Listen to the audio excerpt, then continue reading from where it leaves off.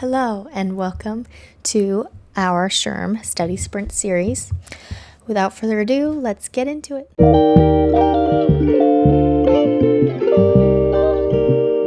So, sorry if you hear me sick in my voice. I am getting over a sickness. Hope you all had a wonderful Thanksgiving. Now I am going to go over what I did over Thanksgiving break. And I've got 1 week left till my test. I'm filming this on Saturday, and next Saturday is my test. So literally 1 week left. So I'm going to go over what I've done so far, what I've learned, and what I'm going to do this coming week. Over Thanksgiving break, I took the full-length Mometrics practice test and scored close to 80%, which gave me a solid starting point. I know I said I wasn't going to spend any money. I did buy Angela the exam prep with Angela's $30 exam prep bundle. And honestly, it's been worth every penny so far. They do have a free 20-question test. It's more knowledge-based, less situational-based. I scored about a 75% maybe on that one. Again, not exactly where I want to be, but it is what it is. Between that, the SHRM Basque, and all the flashcards and memory tools I've made, I feel like I've built out a pretty strong foundation. So I also have been sharing the questions I got wrong with ChatGPT to help me break them down, tie them to the Basque, and figure out what my patterns are. So I'm not just memorizing answers, and I'm actually learning how SHRM wants me to think. Something that I've learned, ChatGPT is very helpful, but there were a couple times where I gave it an exam question and said, hey, I'm stuck between these two answers. Here's where I'm leaning. What are your thoughts? And they would steer me in the wrong direction and give me the wrong answer. So again, it's just so hard to find quality study materials that are not going to steer you wrong. I've had trouble with YouTube test questions. I've had trouble using ChatGPT. It is what it is. But Chat was very helpful when it came to me going through my study material again, all the areas, and I took screenshots of some of the material that I still feel weak on as far as knowledge base goes.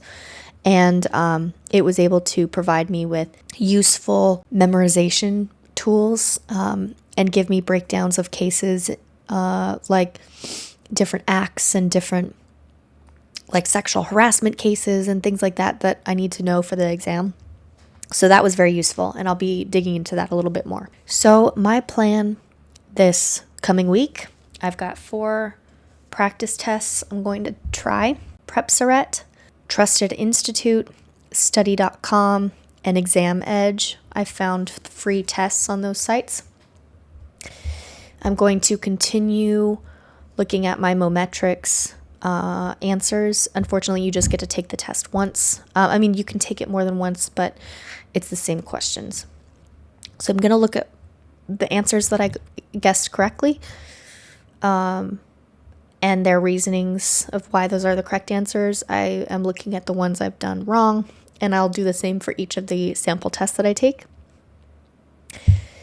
Continue to review my material that I purchased with Angela, and then do my flash sets. So I created flash sets based on the areas that I need the most help with, and I've got my memorization tools that work with that. So let's get into some of the Mometrics exam questions that were tricky for me.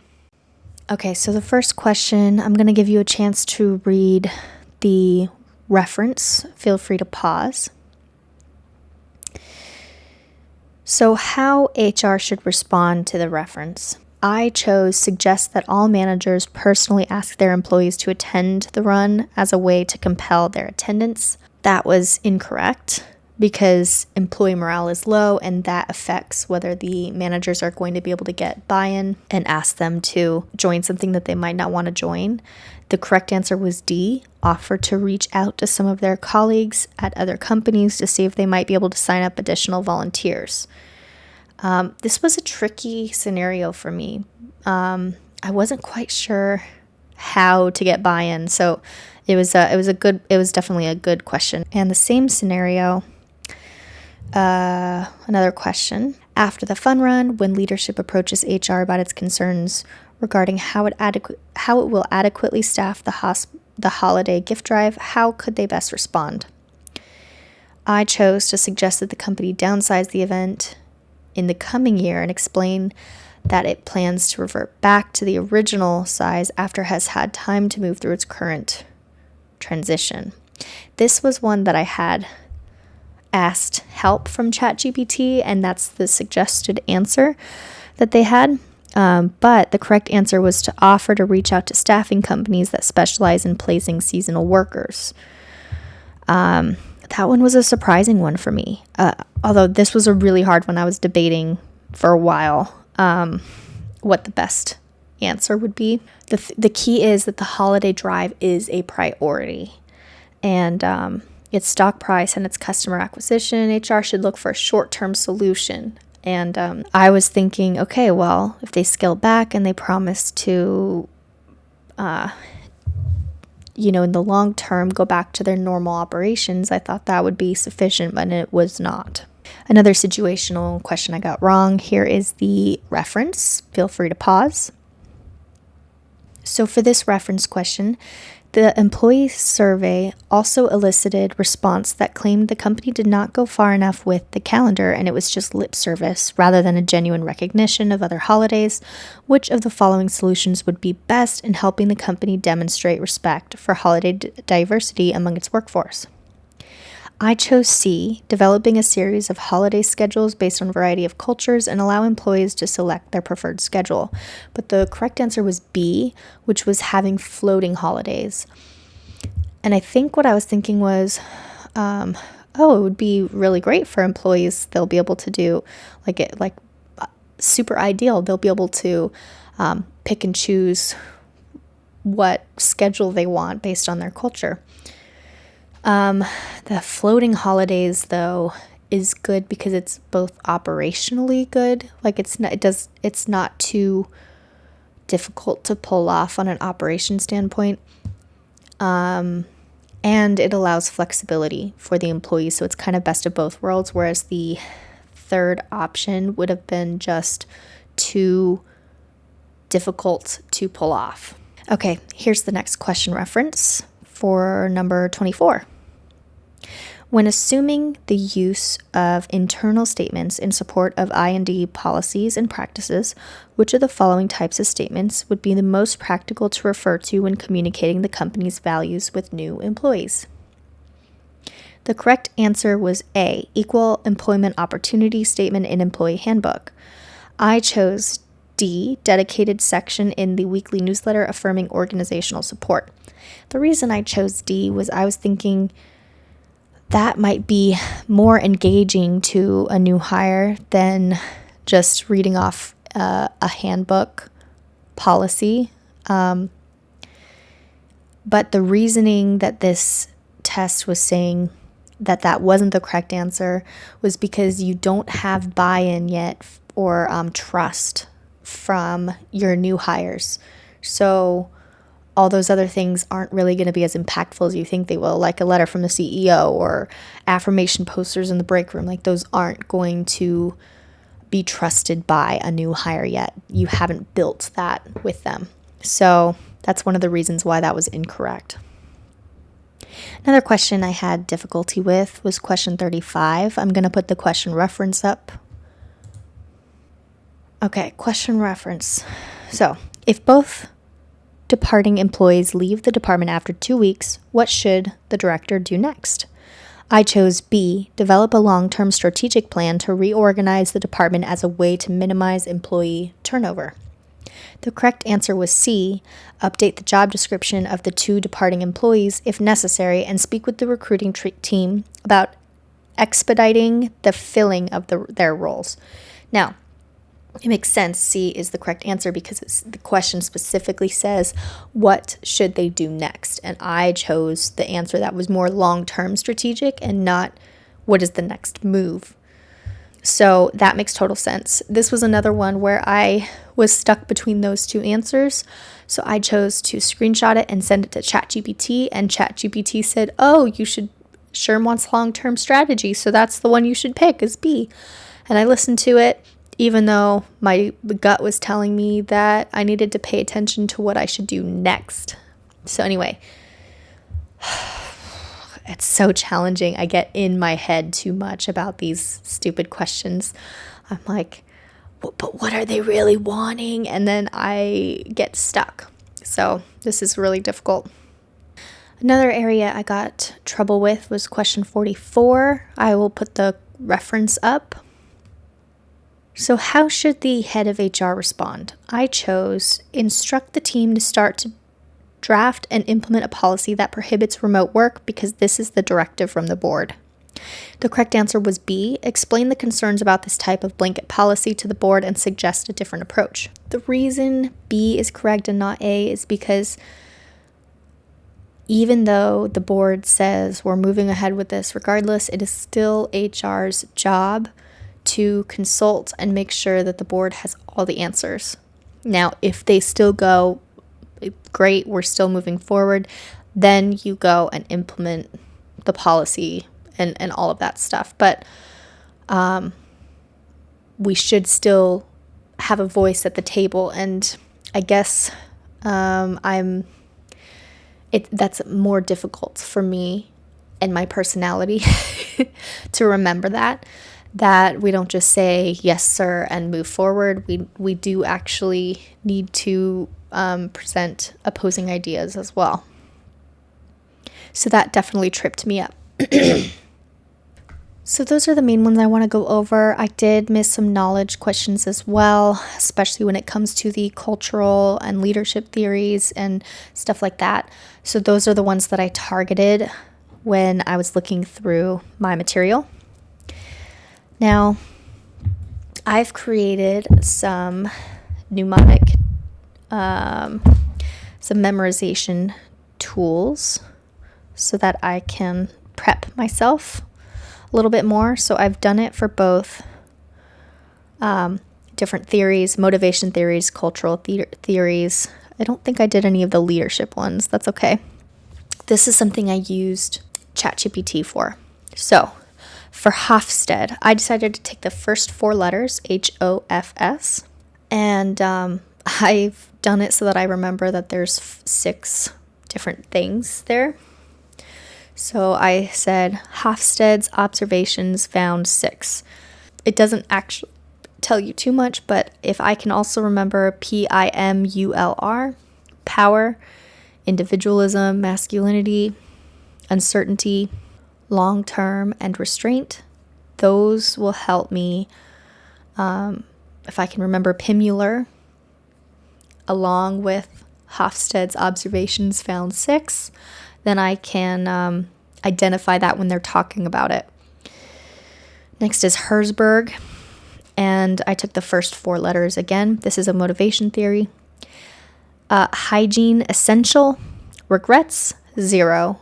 That is how I'm remembering Herzberg. So the hygiene factors versus motivating factors. Hygiene is the key. If I can remember hygiene, then I will remember which theory it's talking about. Then we have McClellan's needs theory. This is a motivation theory, and I'm going to remember it with this, McClellan's map. Motivation from achievement, affiliation, and power. If I can remember to put map next to McClellan, again, both start with an M, and that's the only M thing that I have here for my theories, then I can remember the general theory that it's trying to talk about. Locke's goal setting theory. How am I going to remember that? Lock in your goals for motivation. That's a motivation theory. Then we have Vroom's expectancy theory. Vroom, motivation accelerates with E times I times V. And E is expectancy, I is instrumentality, and V is valence, which is like another word to describe value. So that's what I can do. Skinner, I can kind of remember already, so I'm not too worried about that. Alderfer's ERG theory. I'm remembering ALDE. As we level up, we still desire essentials. So it's kind of a condensed take on Maslow's needs. That I can remember as well. As we level up, we still desire essentials. Then we have Hall's high-low context model. And I am remembering it by just taking Hall and going high and low layers. If I can remember that, I can remember Hall is the high and low context, cultural context model. Trompinar's 7 dimensions. I used to play trombone, so I'm going to remember the trombone, and I'm going to do trombone slides through 7 cultural notes. And I'm going to try to remember it. U in sassy, or U in sassy mode. U is for universalism, I is for individualism, N is for neutral, S is for specific, A is for achievement, S is for sequential, and I is for internal. So if I can remember the trombone 7 slides through 7 cultural notes, and then I remember U in sassy mode, I can remember it'll help me see it on the test if there's a knowledge-based one that goes along with that. Now, I did a very similar thing for the laws and acts that I needed help with.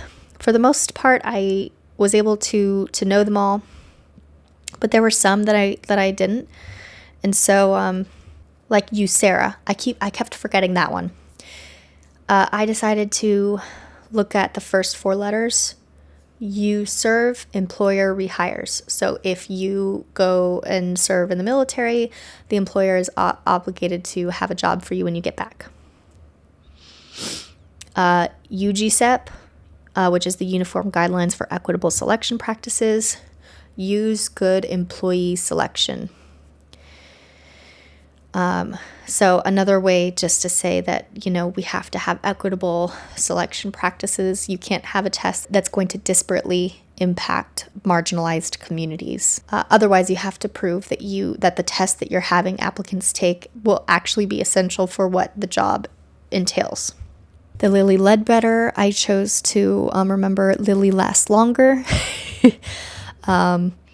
That reminds me of the 180-day reset with each new offense. So there's little things like that I did that will hopefully help me when it comes to remembering what is what. Because there's so many. ACA, ADA, ADAA, ERISA, FLSA, FMLA, GINA, HIPAA, Landman-Griffin Act, Lilly Ledbetter Act, NLRA, No Fear Act, Norris-LaGuardia Act, OWBPA, Privacy Act, Sarbanes-Oxley Act, Taft-Hartley Act, Civil Rights Act, or Title VII, UGSEP, USERRA, VEVRA, Griggs v. Duke, Phillips v. Martin Marietta, Equal Pay Act, Farragher v. City of Boca Raton, Burlington Industries, Inc. v. Ellerth. There's so many. So definitely the ones that you are having a hard time remembering, ChatGPT can help you come up with memorization tools so that you can identify what that act is. And they also can give you real-life examples. For example, I asked to put it in hospitality because that's the industry I know best, so that I can kind of tie it to my own memories of the workplace. So anyway, that is basically what I did. And yeah, I'll give you a little bit. So for the next week, I'm going to be doing some practice tests. I'm going to be trying to go through my study sets in Quizlet, and I'm just going to be on Friday trying to go to bed early, eat a good breakfast on Saturday morning, make sure I have all my things that I need, and hone in. So anyway, if you're studying too, I wish you the best of luck. I hope we both pass, and I'll let you know how I do once I have those results. All right. So I'll try to do a video for each of my practice tests and how I'm doing, and we'll go from there. All right. Anyway, thank you all. Happy belated Thanksgiving. And let's go get it. Let's go study.